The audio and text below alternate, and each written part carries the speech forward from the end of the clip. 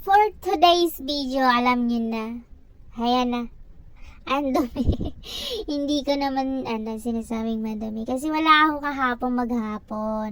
So, walang nagligpit ng bahay. Kasi may alaga akong bata. So, ganyan ang mangyayari. So, wala maghapon ang kanilang katulong. So, ayan na nga. Kailangan ko nang umpisahan ang paglilinis para pagising ng amo. Tapos na, malinis na.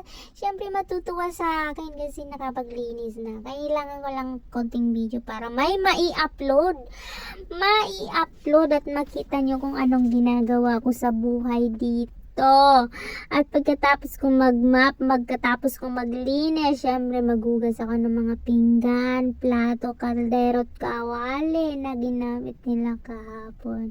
Wala naman problema yun sa amo ko kasi kahit di ako naglinis ng pagkatapos ko ng holiday, walang problema yun sa kanila.